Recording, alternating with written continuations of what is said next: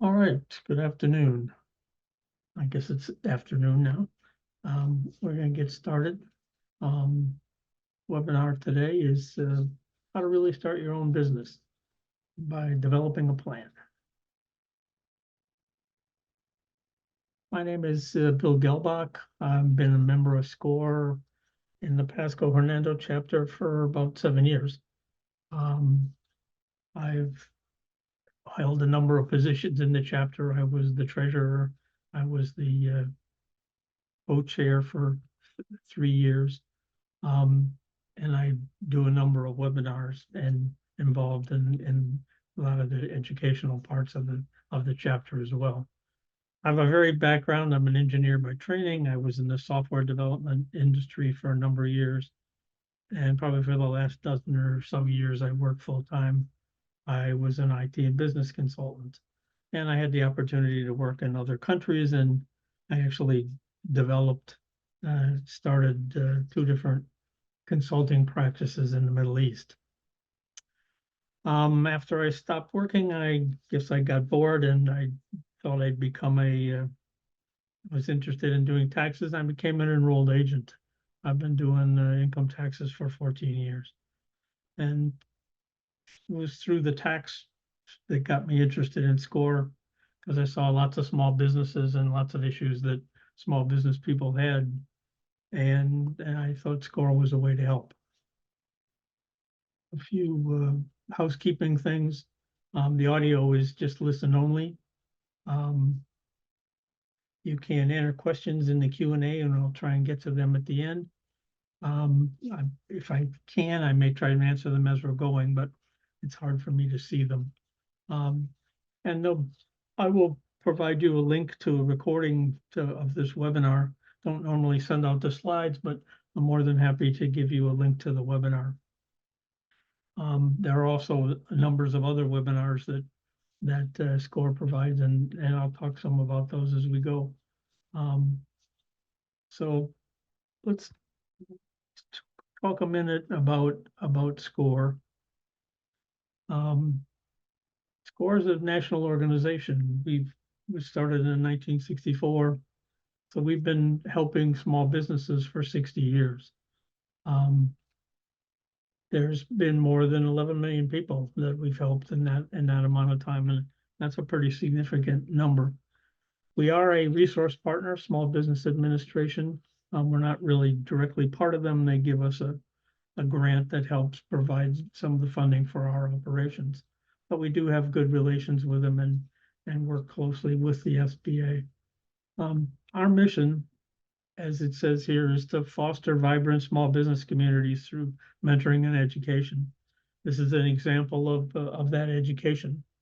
In terms of mentoring, we provide resources where we will provide a one-on-one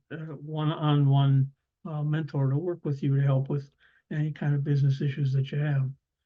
Our vision, of course, is that every person has the support necessary to survive as a small and thrive as a small business owner.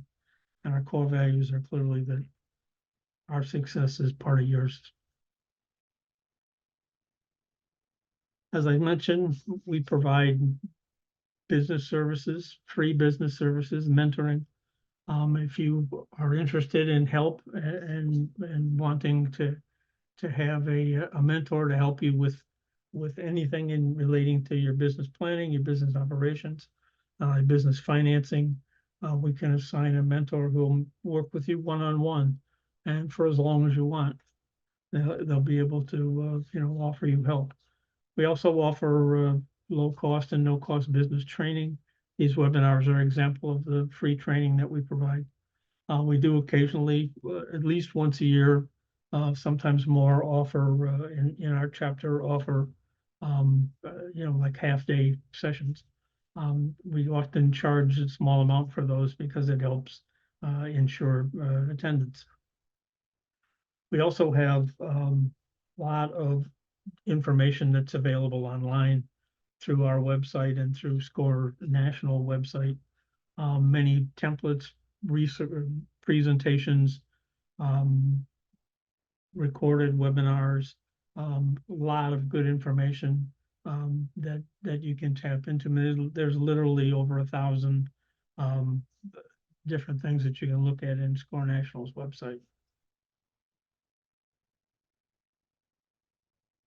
So with SCORE, well, we are over 10,000 volunteers across the United States in 1,500 communities. Here in Florida, we're the Pasco Hernando chapter, as I mentioned. We're part of a district with eight other chapters in kind of central western Florida.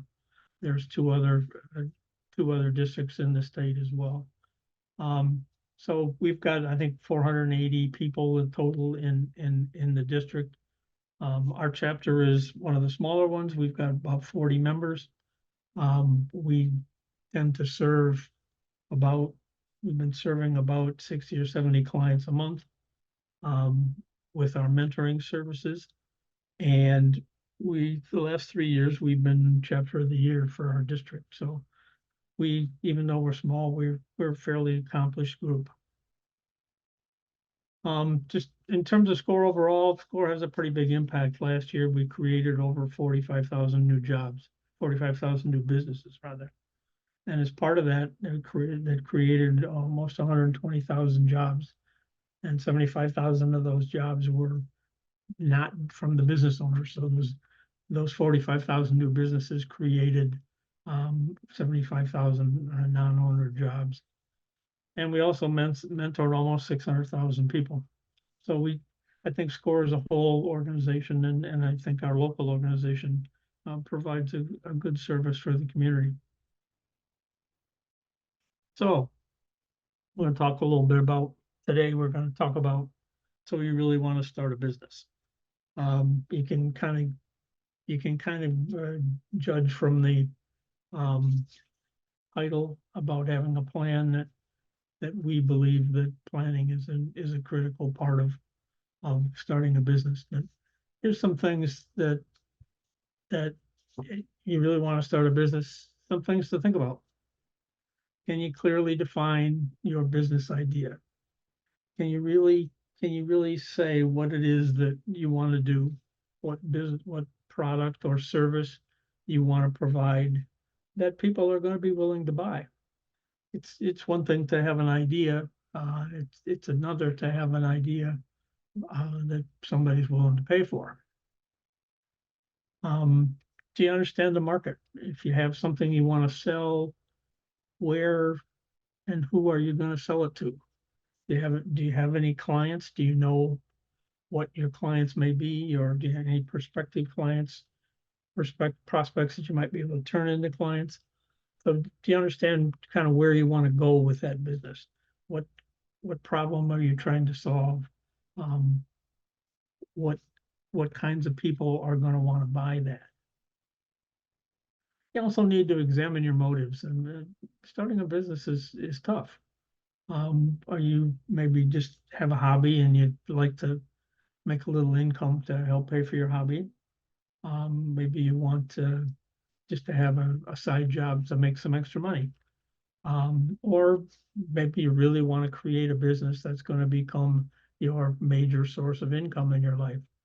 You kind of have to understand what it is you're trying to do, because it's going to have a lot to do with how you're going to structure this. But the reality of it is, if you want a business that's going to make money and not just cost you money, then you really need to do some planning. And regardless of where it is, the sort of the thought process about creating that business and putting it together and how to make it work, very similar, even if it's a hobby business. The other part is you're willing to commit to the hours and the discipline, the learning, and the frustrations of having a business. You kind of have to have those in your head. You really have a passion for having a business of your own. Now, some people come to us in SCORE and they say, I lost my job, so I want to start a business. Well, we kind of look at that as somebody who's trying to buy a job. They're not really passionate about a business. They need a job. They need work, and they think a business is a way to do that, but it isn't really. You really have to want to do this and be willing to put the time into it. And I think the last thing that people are often reticent to get help. And I think when you want to start a business, one of the key things is you're never going to know everything you need to know. And seeking help is a really a key part. In the fact that you're here listening to this webinar today means that you're looking for some other input and a way to a way to start, formulating things for your business. So don't be afraid to ask for help. That's a critical part of it. And I think SCORE with our education and with our mentoring can really help provide some of that direction. One key thing though about starting a business is that you really got to think outside the box. You have an idea, you have something you'd like to sell, which after all is what business is about. It could be a service, it could be a product, it could be a lot of different things. But it needs to be something that people are going to buy. I tend to use the example of a pizza restaurant. If I want to open a pizza restaurant, that's great. There are, thousands of them around. Within, 2 miles of my house, I can probably find a couple. So what is there about my pizza restaurant that's going to want somebody to come there instead of going to the ones that are already established on the street? I need to think outside the box. I need to have something unique about what I'm doing that's different from all the competition. For instance, I'm going to make some real high-end pizzas. I'm going to have a wood-fired brick pizza oven, and I'm going to make these artesian pizzas with fresh ingredients. And so, maybe that's a hook that will get you. But it's that thinking outside the box. It's that coming up with an idea that has a place in the marketplace. So I think that it's something to kind of keep in the back of your head. What is it that, and it's a kind of a key piece that the thread that runs through all of this is, is this, you have a product or service that somebody really wants to pay for. Well, let's talk a little bit about planning, since you saw that that was one of the key things in our one of the key things in the title for this presentation. Have a poll. I think this poll question is going to pop up on the screen. You just answer it yes or no and say submit, and I get some results back, and I can see kind of what people are thinking about. The question is, do you have a business plan? So you can answer yes or no. All right, thanks everybody for answering. And it looks like 78% of us don't have a business plan and 22% do. Well, that's great. That's kind of about what I would expect, because a lot of people don't think a business plan is something that they want to spend time on. But the reality of it is that planning your business is really going to mean the difference between success and failure. If you're out looking for money, you definitely have to have a business plan. And frankly, even if you're trying to convince yourself to invest your own money, you're going to want a business plan. You're going to want to see why this business is going to work. If I'm going to take, my 401k and put it into a business, I'd like to know that I didn't just squander my retirement, that I have a real chance that it's going to turn into something that I can make money out of. Besides that, the business plan really helps you focus on strategic objectives. It helps you understand what it is, what are the important things, what are the steps that I need to take, what's the order that I kind of need to do things in. That's the essence of a plan, and it really is something that makes creating a business something that's going to work. So there's kind of three major things that you need to start a business. And these are the three major threads that run throughout a business plan. The first is you have a product or service that people are willing to pay for. I mentioned that before. You need something that people are going to be interested in, they're gonna wanna buy. You know, if 10 people are interested and they wanna buy it, that's fine, but that's not gonna make a business. You need something that many people are gonna be interested in if you're trying to make any money. And you know, unless you, like, again, unless you have a hobby or just wanna make a few bucks on the side. But if you're really serious about trying to make a living at it, you definitely need something that attracts a large enough group of people. So who are those people? How do I identify the clients or potential clients? And then how do I turn those clients into customers? The last part of this is a means to deliver the product. I think everybody's got the, you know, would love to put up a website and the next day find out they got 1,000 orders. That would sounds like a really great deal, except if you don't know how you're going to deliver 1,000 things in some reasonable time frame. So being able to ultimately deliver the product is an important part of putting together the business plan. So having a product or service people are willing to pay for, being able to identify clients and potential clients, and the means to deliver that product or service. Those are the key threads that run through the business plan, and those are the things that if you can answer those things, you're a long ways towards being you know, down the road to success in your business. So let's talk a little bit about what's in a business plan. This is kind of a heavy duty business plan, but it's kind of the thing that people want to see if you're really going out to look for money. If you're going to if you can end up at a bank looking for a loan, you're going to need to provide information like this. But this just kind of just looks at the basic sections. There's various forms of business plans.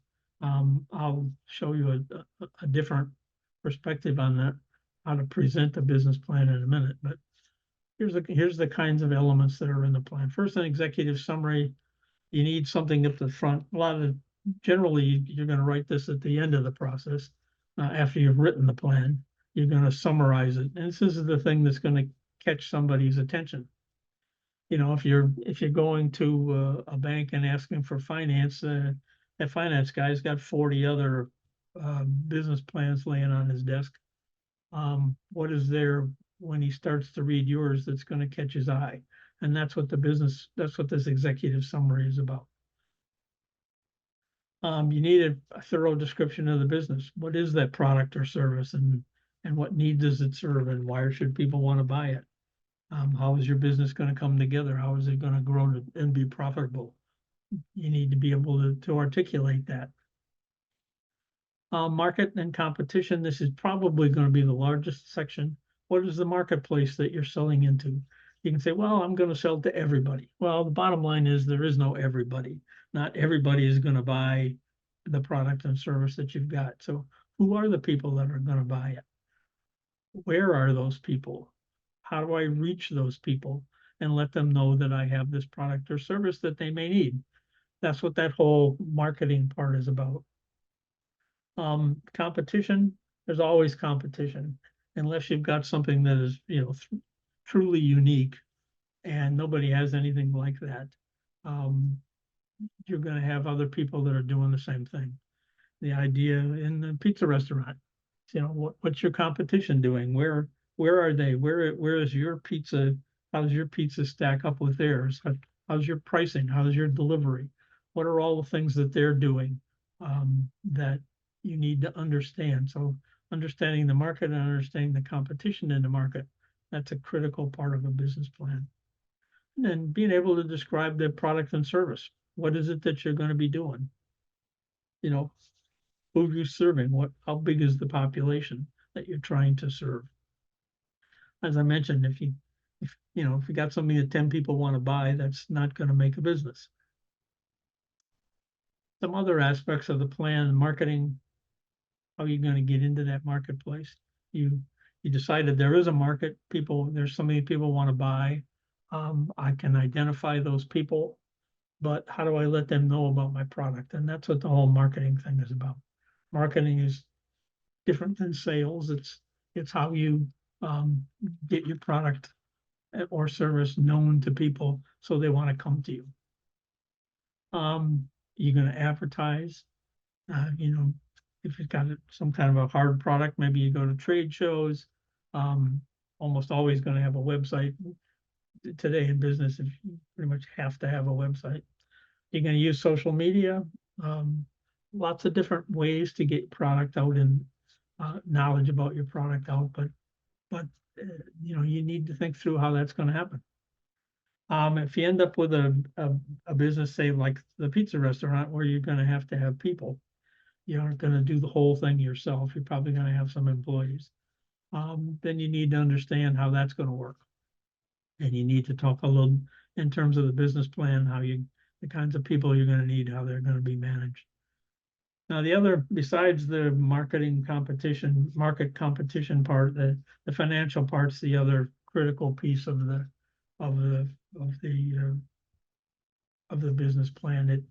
It's going to have balance sheets, profit and loss, break-even charts, but the most important is going to have a cash flow analysis. It's going to show which effectively kind of shows how the money's working in the business, and at what point was the business going to start generating cash. And that's the thing people are going to want to see.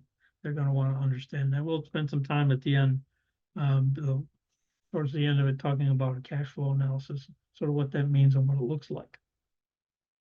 In terms of investment, if you're writing this business plan to get money, that investment is going to be based on cash flow. Any investor is going to want to see in this section that cash flow analysis, and is going to want to see how they're going to get their money back, maybe along with a profit.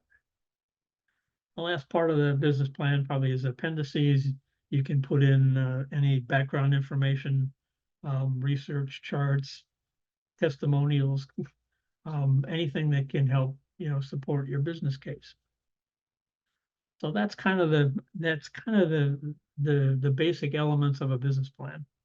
All that information ultimately is things that you need to capture and to work through and to do the effort to understand. But this type of a business plan might typically be 30 pages. I'm sure everybody just groaned when I said that. Here's another one.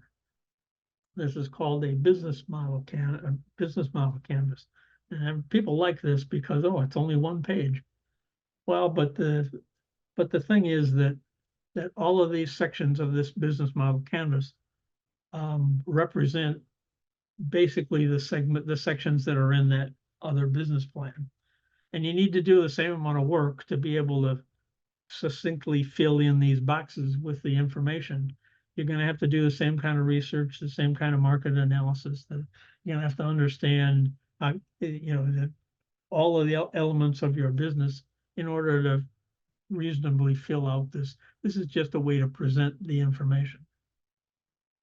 So let's just look at this for a second. The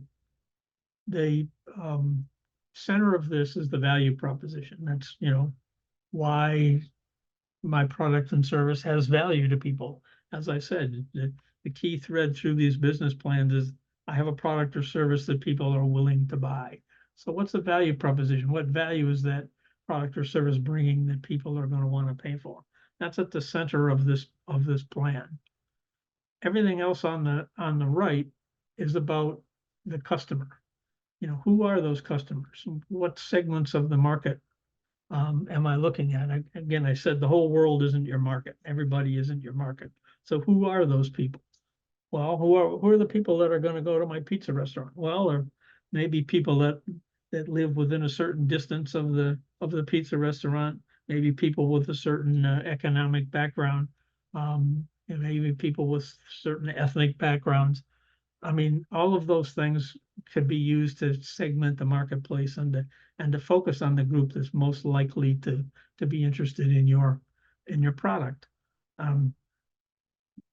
Channels is about how you're going to deliver that product. And customer relations, what do I need to be doing? What kind of relationships do I need to develop with my customers? How do I need to treat them? If I want them to come back to my pizza restaurant over and over again, I certainly need to be able to provide good service and whatever those things are going to be necessary. The last part on the left side, right side here rather, is the revenue streams. Where's the money coming from? What's the pricing and how I'm going to actually generate revenue with this set of customers that I've defined. Everything on the left is about producing the product. What resources do I need to create my product or service? What activities do I need to conduct in order to do that? Who are key partners that I might need in order to produce my product or service? And then what's the cost structure? How much does it cost for me to do something? And hopefully then when I understand all of that, I can see whether I'm going to actually make a profit. So this is a nice piece. We actually have a nice webinar on exactly this business model canvas you might be interested in taking. But it's another way to present the information. It still means that the amount of effort that goes in behind it doesn't change. You still have to think through the market analysis and think through your customers and understand how you're going to create your product. As I said, you got those 1,000 orders on your website last night. How in the heck are you ever going to deliver those? Well, you probably need to have thought about that before you put up the website and said you were going to sell something. So, what are some reasons that businesses fail? Well, I'm guessing that you can guess what the first one is, but unfortunately, according to the Department of Labor, about 20% of businesses fail in the first year, and about 80% of them fail within 5 years. And I would maintain, and I think most people at SCORE would maintain, that a lot of the reason that happens is lack of a plan. And that's the number one reason that poor planning or lack of a plan is the number one reason why businesses fail. And I know a lot of people just really resist the idea. I just want to get started. I'm just going to charge in and take my life savings and see if I can spend it and start a business and make some money. Well, doesn't, be kind to yourself with your life savings or with money that you borrowed from somebody. You really want to have a plan, and that's one of the keys. But it's something that you can get. There's plenty of help, and we'll talk more about that. But there's plenty of ways to get help to do that. I think the second most important reason why businesses fail is lack of experience. I want to start that pizza restaurant, but I never did. I've never been in a restaurant business. Well, I obviously I'm not going to have a clue about what's really important in running a restaurant and running a business but the good news is it doesn't have to be my experience. I can find a person that knows how to do that, and I can work with them and partner with them, and they can help. So lack of experience is a critical factor, but it's something to get hung up about. You can find support. Third most important reason is lack of capital. I think you all probably guessed that as well. You need money to have a business. You need enough money to see the business through the rough times at the beginning, so that you have the ability to kind of weather the startup process and not run out of money before the business really gets going. So lack of capital is another important idea. Poor location. If you got a brick and mortar business, where that location goes is really a critical piece. I put my pizza restaurant on a block that has 2 other pizza restaurants. That's probably not the best location. I need to look at things and understand it. There actually is a lot of science involved in location. I read an article a while back about a company that was hired by Walmart. And what this company did was identify locations for Walmart stores. And they looked at everything under the sun. They looked at all the population. all the demographic data around these locations. They look at traffic patterns and everything you can think of. And in reality, they could predict when they recommended a location for a store, they could predict the first year sales within 3%. That's how accurate their location calculations were. So it is certainly possible to do a little bit of research and come up with a good location. The next one is too much inventory. That doesn't sound like a problem, but people, especially if you're in a business where you're trying to fill up your store and make it look like there's something there. People have a tendency to spend all their money buying inventory. Then it's all sitting on the shelf. It's not moving as fast as you thought it was going to. And you end up running out of money because you spend it all on the inventory and it's not turning into cash to run the business.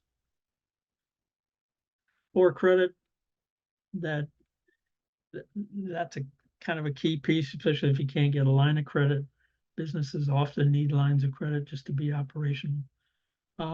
Unfortunately, lenders, banks and other lenders don't really lend money to new businesses. Lending money to get your business started is going to be based on your personal credit.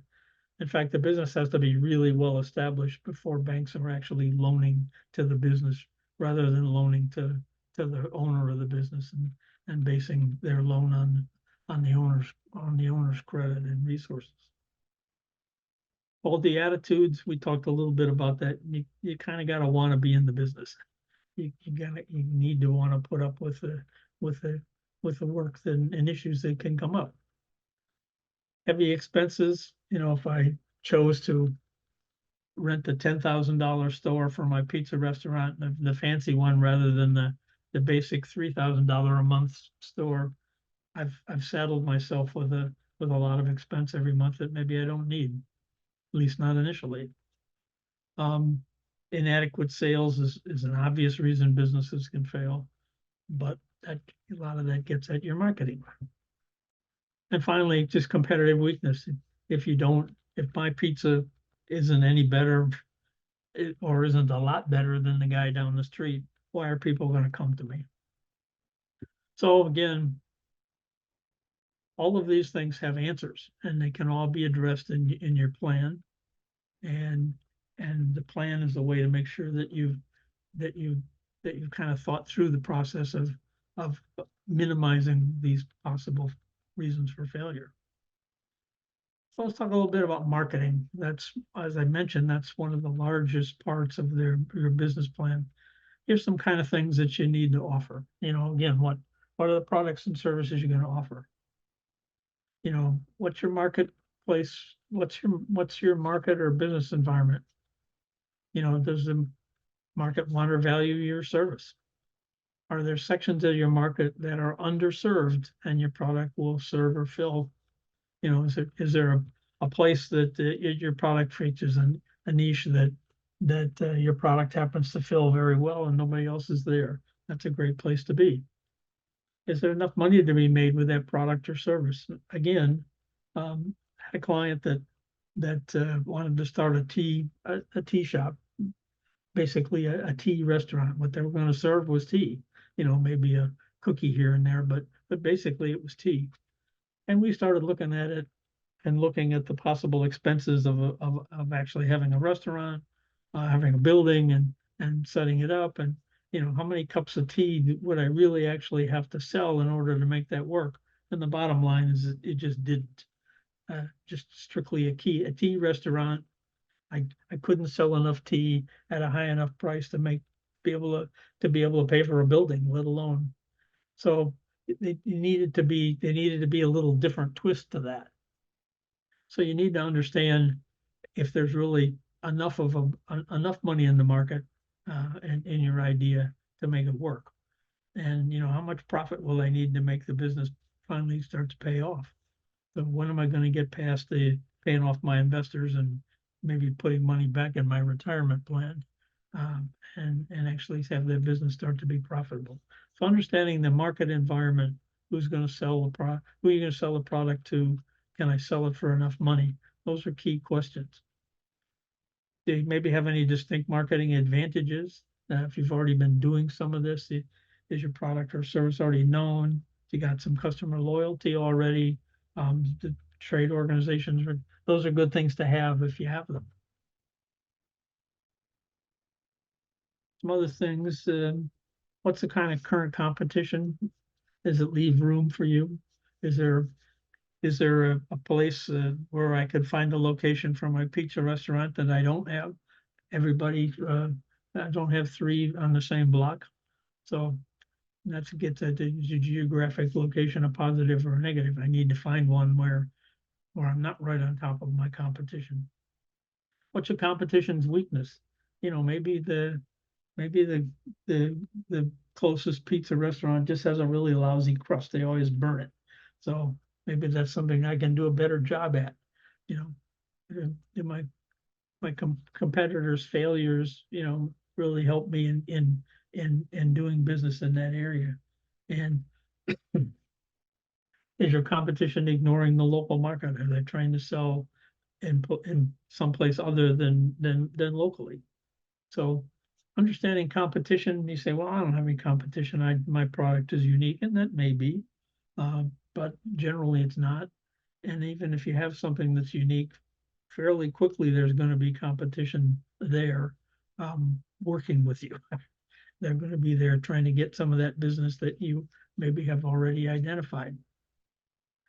And just kind of another thing, are there any outside influences in you that might affect your business? For instance, you know, I open my pizza restaurant and then I find out 2 months later they're going to close down the street in front of the restaurant for to put in a new water main for a month. So then that's not going to help my business. Ain't nobody's going to be able to get to me. So even those silly, what sound like silly things, can have an impact on what you're doing. You know, there are going to be any law changes that might relate to your business. Something going to happen that's either going to make your business suddenly legal or maybe suddenly illegal. So it raised a lot of questions. There's a lot of information that you need in order to be able to answer all these questions. Well, you know, if you're like me, I'm sort of scratching my head asking, well, you know, how do I find that stuff out? Well, there's a bunch of ways. I think here's a list of places that offer lots of information. U.S. Census. Census. What do I do with that? Well, U.S. Census can tell you about the people in your area down to the zip code. You can look up a specific zip code. You can find out how many families live there, how many kids they got, what the average income is. You can understand all about the demographics of of a business, um, of demographics of the area where you may be putting in your business. Bureau of Labor Statistics, that's a government organization. They literally have information and statistics about any business you could ever think of, because they literally keep track of that for all business in the United States. So those are two really good sources of information. For instance, a good example of using census information. Say you wanted to open a kindergarten, you wanted to open a preschool. Well, are there any people, you know, where should I put it?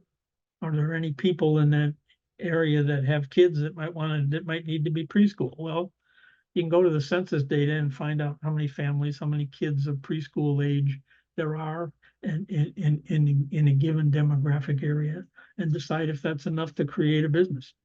So there's a lot of good information there. I mentioned libraries. Libraries in reality are really great places. Librarians are like excellent researchers. They know all about all kinds of stuff and can find all kinds of information. So if you really got questions about how to understand, you know, where can I find some information on this? How can I understand this kind of a market? Or is anybody else selling this product? Or go to the library and talk to the librarians, and I think you'll be shocked at what they can do to help you. There's certainly databases of information, websites, of course. Everybody's going to get on the website and try and find stuff. I know when I first started using this example of a pizza restaurant, I went on there and ask for just ask the question about demographics of a pizza restaurant. And I found this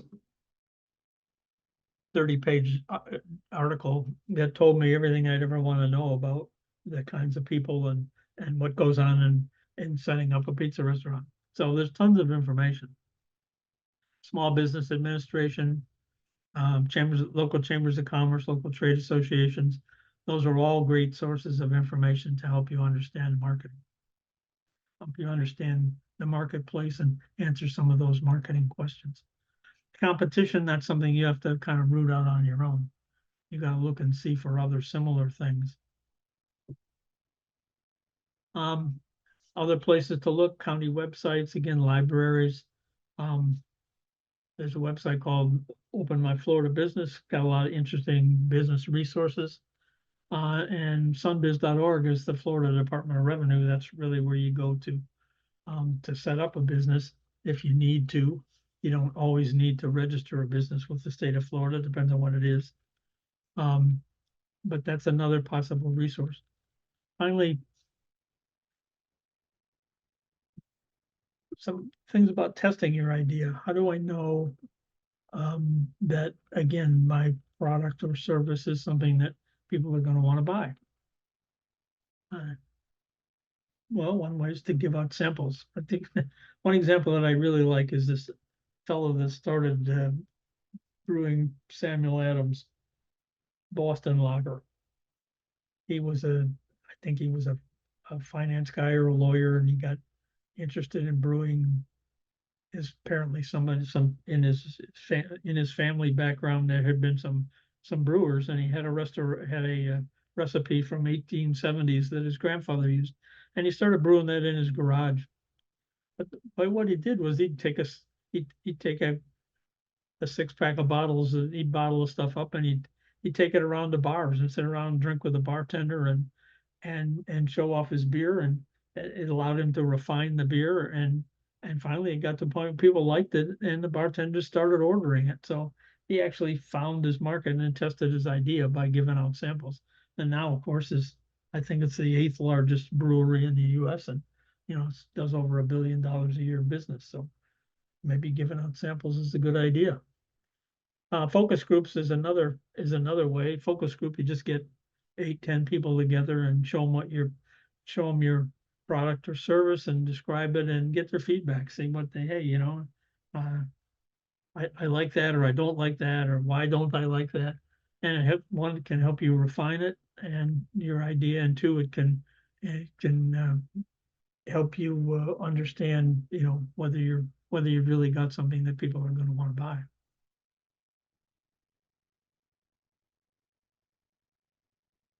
Here's another tool that we like to use. It's called a SWOT analysis, and many of you have probably seen this: strengths, weaknesses, opportunities, threats. It's kind of an analysis tool. Think about, what are my strengths? What do I do well?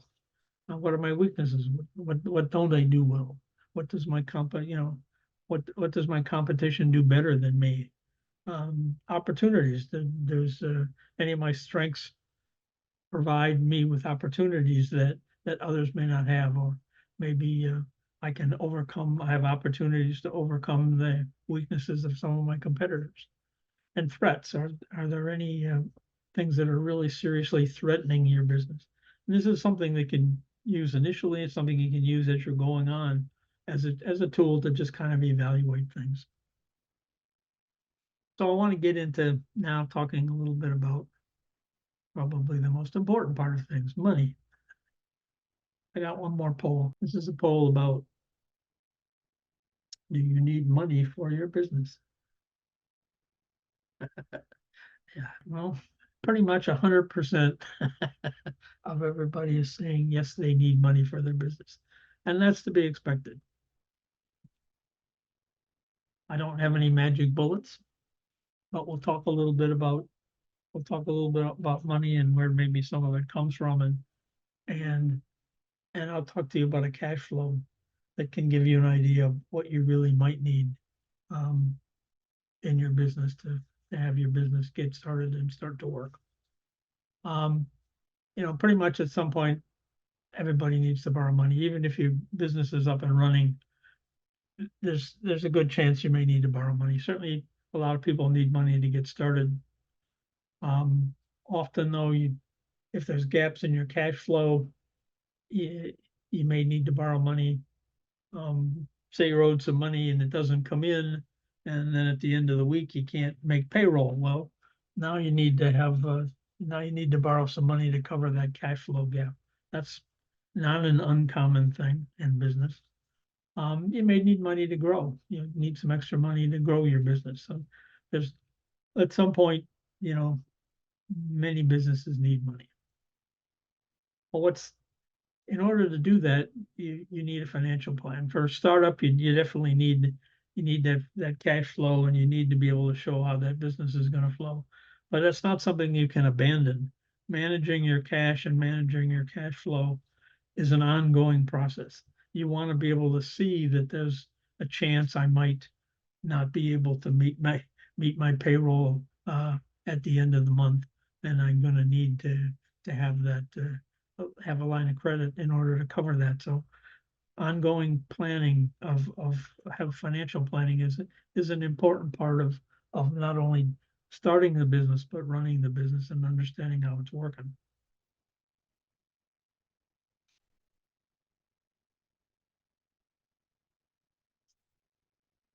Different kinds of money.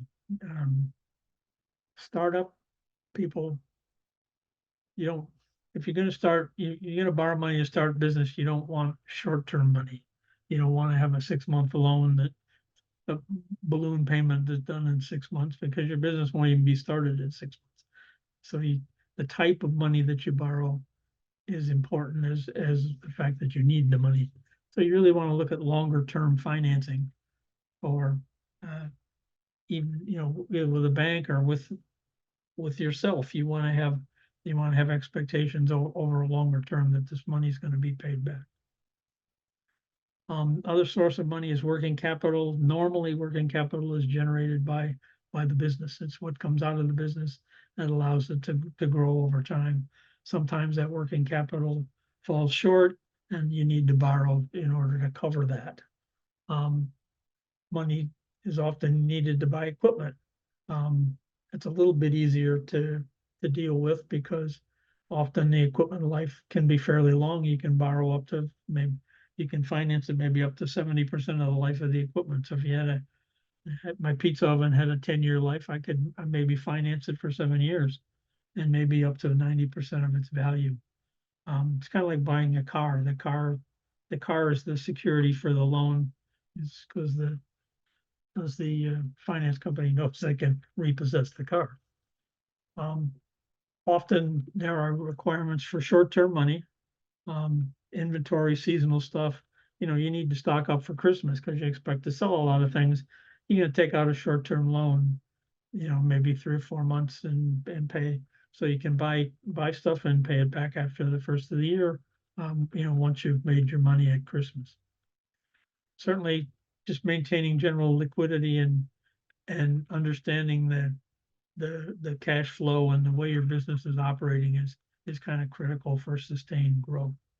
So the need for the money and the kind of money you're going to need to kind of match up. So where's money come from? Well, unfortunately, a large part of that is going to come from you. It's going to be personal savings, money you might get from family relatives. I've seen actually people start business by maxing out 3 or 4 credit cards. Not the best financial decision, but it can work. You get a line of credit, a second mortgage. A lot of this, it's very difficult to find somebody that's just going to give you all the money you need without you having something in it. And so, your expectation should be you're going to have to put money into the business. There are commercial sources of money, bank loans, obviously. People always say, well, it's an SBA loan. Well, but SBA doesn't loan money. What SBA does is guarantee bank loans. So dealing with a SBA loan is indeed dealing with a banker. And so a lot of the same requirements are there. Crowdfunding, I don't know if you know much about crowdfunding, but it's an internet thing. A number of companies that provide access, you put your idea and thoughts out on the internet. And if people like that idea, they're interested in your product or service, having you develop that product or service, they put some money into it. A possible way of generating money. Other things like limited partnerships, you've heard the term silent partner. You get a partner. They're not necessarily going to participate in the business, but they'll put money into it, and with the expectation that they're going to get money back out and make some profit on top of it. Private offerings, if you set up a corporation, you can sell stock in that corporation. As long as you can show your investors that you'll be able to make enough money to pay them dividends every year. That may be a possibility as well, although that's one of the more complicated things to do. Venture capital is something probably none of you will get involved with. These are guys that like to invest in things like Microsoft when it started up, and they want to put money into a company that's going to end up going public and making them lots of money by selling the stock that they own in it. I work with some venture capital people in a startup business, and it's a tough crowd, so I don't recommend rushing to venture capital right off the bat. Here's just a little chart about some information about different types of loans. What some of these loans might be used for. Credit cards, typically, that's something you're going to just using to cover short-term business expenses, travel, office supplies, things like that.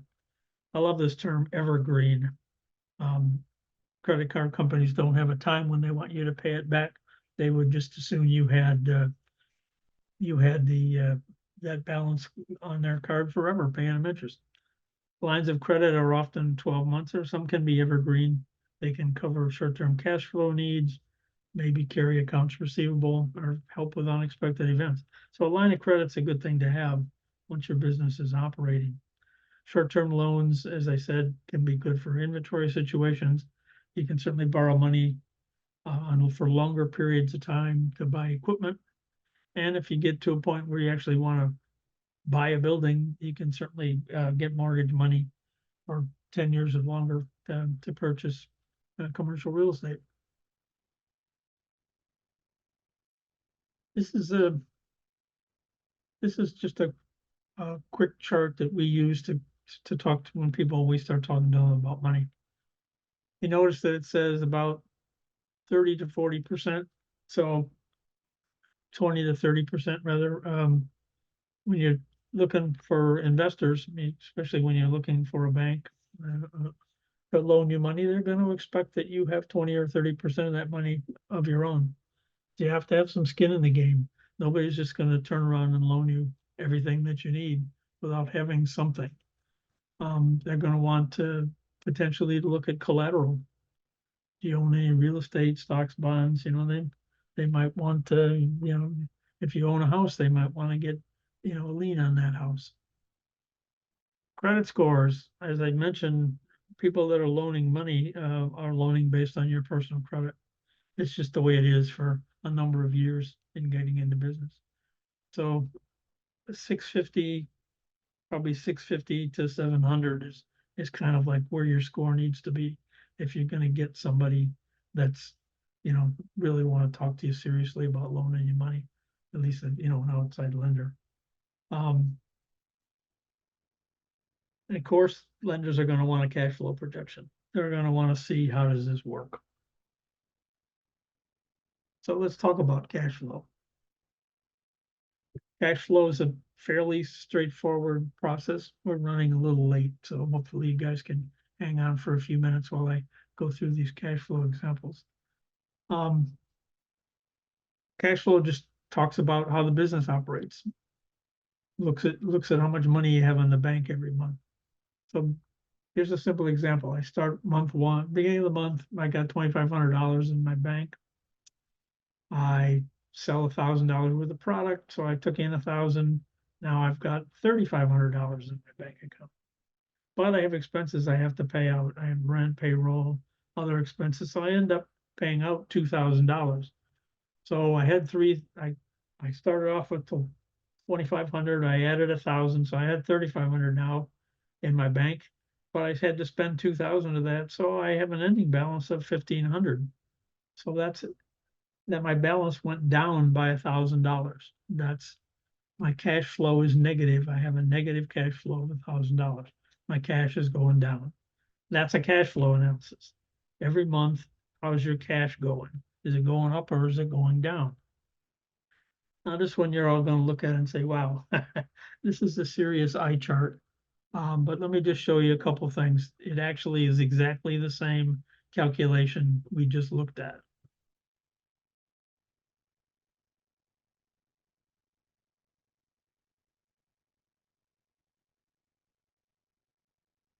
Before this fictitious company started business, they actually had a loan of $2 million. I don't know what they were doing or what they thought they were going to do, but somebody thought that was good enough to give them $2 million.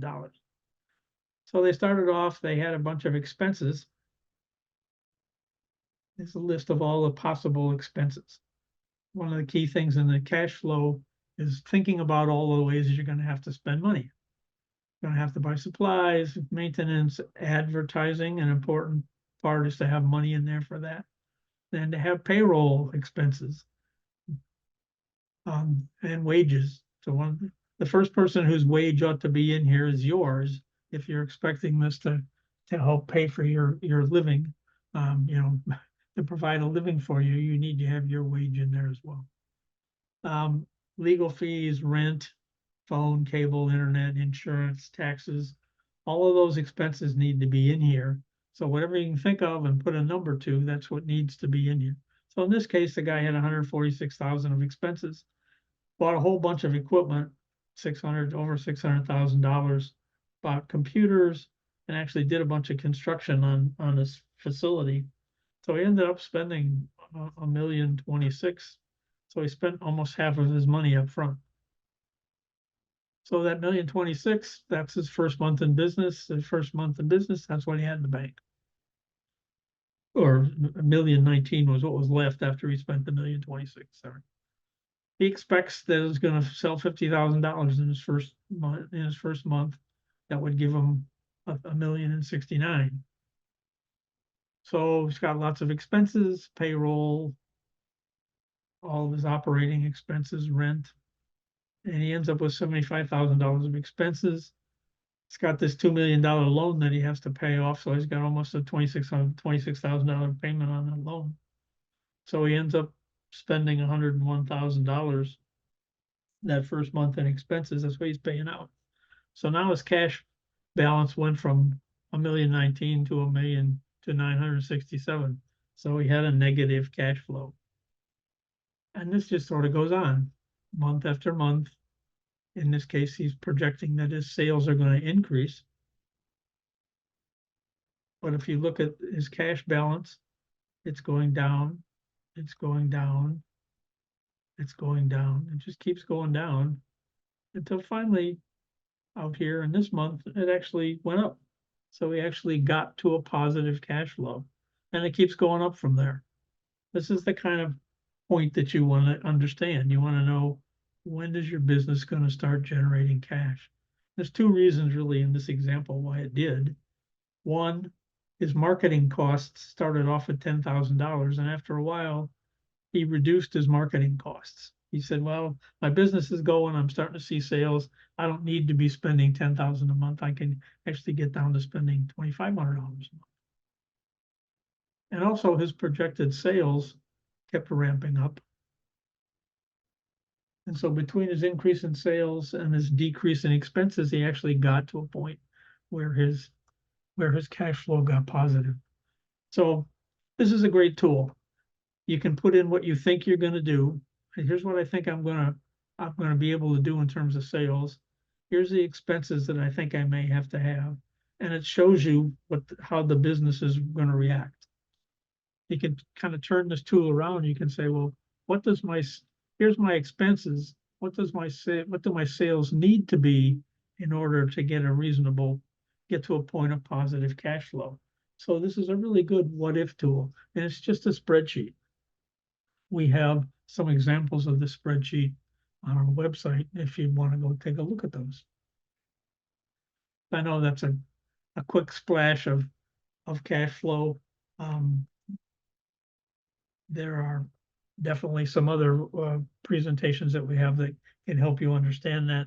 But basically, it's, how much do I think I'm taking in? How much do I think I'm spending, sending out every month, and how much money do I have left in the bank? This is a key analysis to show that your business is going to work. All right. In summary, here's some kind of things. Here's maybe 10 things that I think people need to think about when they're starting a business.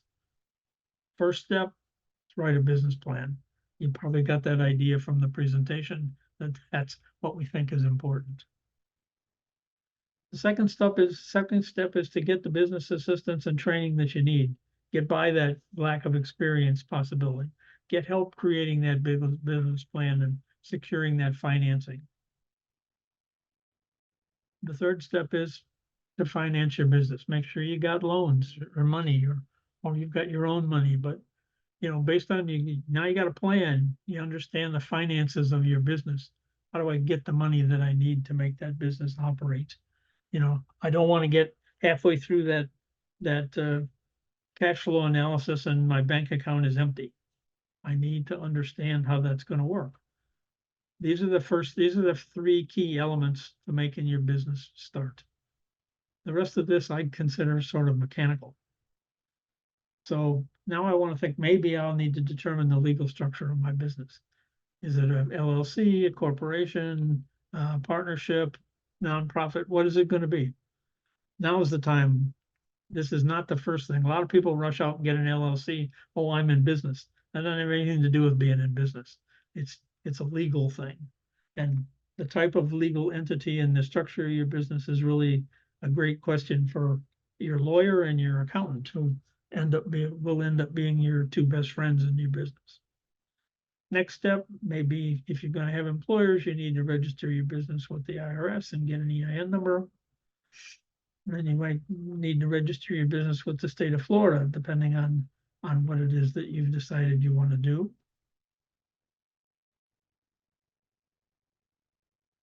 Next step, maybe you need a fictitious name for your business. You don't want to operate it under your name. You want to have a fictitious name. You can do that.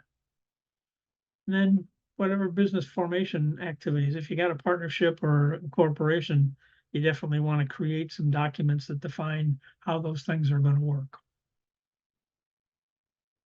You want to register with any state and local organizations.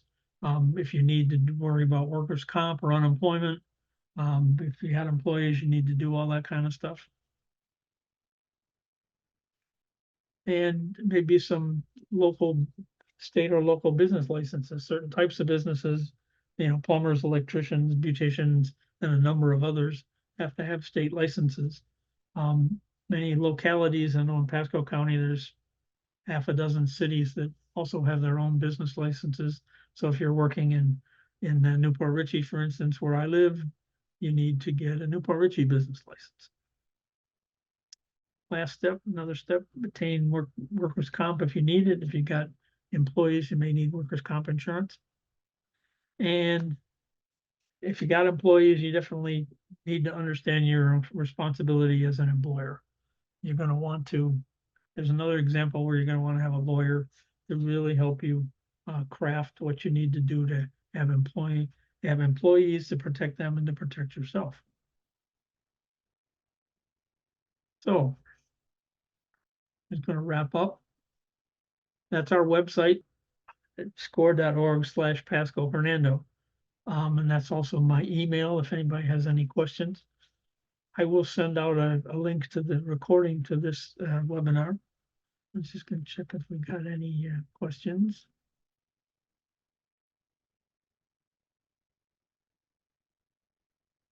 Wanted to look at this slide with the first 6 steps again. Yeah, I can do that.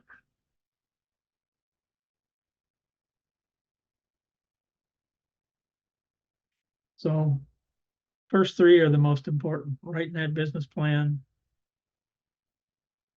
getting whatever assistance and training that you need, so you know what you need to know to make that business work. And once you understand your plan, you know how much money you need and figure out how you're gonna get that money so you can make that business get off the ground. Okay, well, I appreciate everybody coming. Um, I just want you to go for it. Hopefully I didn't discourage anybody. What I want you to, you can be as successful as you, based on the effort you want to put into it. But I think the best way to spend your time and effort initially is thinking through and planning that business. So go for it. All of you, wish you the best of luck with your business and have a great rest of your day.